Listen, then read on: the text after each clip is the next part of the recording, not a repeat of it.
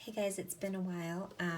I wanted to go ahead and do the instructional video that I wanted to do last month, but didn't get to with all of the travels and stuff that I had going on.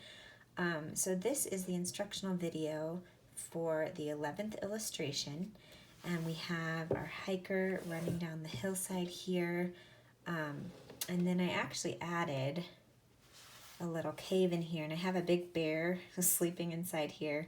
And I'm thinking about adding maybe a little cub or maybe even another bunny and just have that same bear and bunny combination kind of following my illustrations. I have the lake down below, but kind of a closer view of that, and then I have my angry sky up here. So we are ready to add our hail and rain. So there's a lot of different techniques that can be used when I'm doing rain or any kind of weather like that. Rain in particular, if I have a wet painted background, which now it's all dry, but if it was still wet, I could actually take the back of my paintbrush and do some of that scratching that I think I've demonstrated in some of my other how-to videos. But I would just do long scratching lines to show the direction of the rain. That does kind of break up the sky a little bit more. So I decided for this one that I wanted to mostly just paint the raindrops coming down. So it's going to be a lot of painted lines coming down, mixed in with some hail. And then my plan is to have little clusters of hail in the rocks in here, and maybe even a little bit that you can see down below, just to kind of show where the hail's starting to kind of pile up a little bit. Okay, so my first step is going to be, this is kind of a messy little paint palette here, but you can see I have white paint here, and this is actually wet white paint. Everything else on here is dry. So I'm going to take my white paint and I'm going to add water to it, and I want to really thin it down so that it works really well for my raindrops coming down. Okay, so I have some nice thin paint on here. And I have a relatively thin tipped brush. It's a round brush. And what I'm gonna do is I'm gonna figure out the direction that I want my raindrops to be heading. I already have some of the clouds you can see in the background where it's kind of raining in the distance. But I'm gonna have some raindrops falling as well. And what I'm doing is deciding where I want the raindrop to start. And then I'm doing upward strokes. And it's okay if some of them are a little bit thick. If that does happen and you don't like it, you can rinse off your brush and you can go back and you can actually thin it out by just doing back and forth movements. And then I just am actually using my finger to kind of get the extra water off of the brush. So that's a good way if your strokes don't quite go your way or you end up applying too much pressure, you get a little too excited. You can go back in and you can make those a little bit thinner. So I'm going to go ahead and speed things up, and I'm going to do a time-lapse video finishing off my raindrops.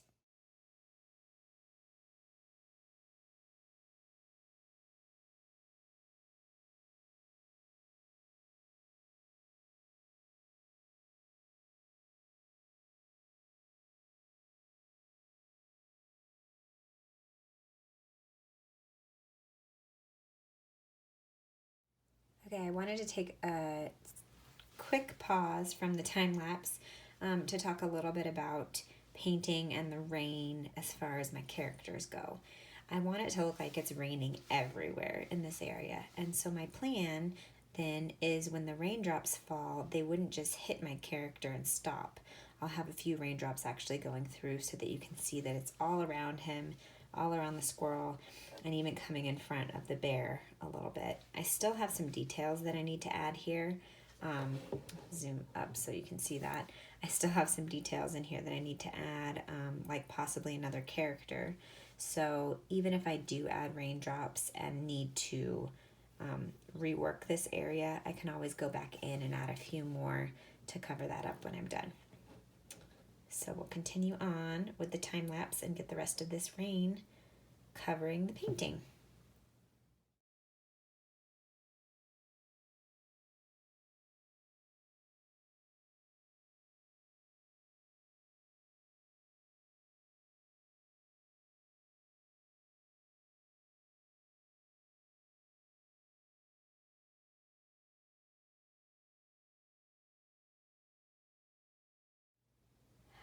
Okay, we have our rainstorm. Next step, I'm adding hail. And for the hail, I want to add the little balls of hail. I don't want it to be too overwhelming because, or, too large. I don't want it to seem like he's getting pelted with golf ball size hail. Just some smaller hail coming down. And so I'm just still using the same paintbrush, and I'm just kind of adding some of the hail balls on there. And then I'm also going to, as I mentioned before, where the rocks are, I'm going to try to add some collected pockets where the hails kind of hit and started to collect a little bit.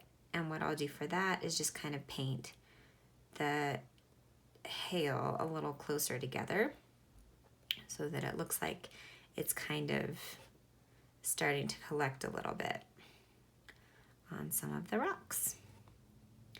So I'll go ahead and do that, and I'll do another time lapse for that, and then we'll be just about done with this instructional video.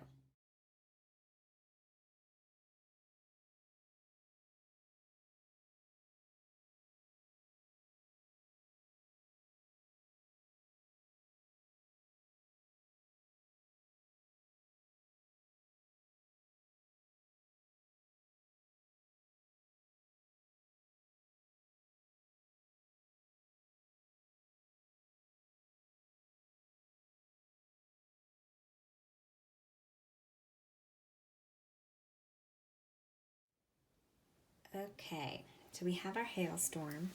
I have added some hail where it's kind of collected on the rocks, and I was kind of adding a little bit under here too. You can't see a lot of the details in here, but mainly what I was trying to do is do a few little piles, and all I'm doing is just tiny little dots all kind of stuck together so that you can kind of see where the hail's starting to pile up a little bit. And once I finish that, I think we'll be pretty much done with our hailstorm. A couple of things that I didn't mention because they were happening during the time lapse. I added a few little painted lines, almost like V's, on the hat that the squirrel's holding and on the top of the hiker. And I did that just to show where some of the water might be splashing them when it's hitting them. So I think that's the main thing. When you are painting with your little round brush, make sure that your brush isn't too wet and that you're rinsing it off frequently as you're making your dots, because as you're painting the dots and dipping the paint will start to build up on your brush, and it'll start to make it so that your little circles that you're trying to paint become more splotchy. And so just be aware of that and make sure that you're rinsing it off frequently. So I hope that you give it a try at home. Painting different types of weather can be really fun. And I like challenging myself with trying to do different types of weather in there. I'm sorry for my scratchy throat today. I'm still getting over a cold, which I think it seems like it's a cold that's been hitting everyone. So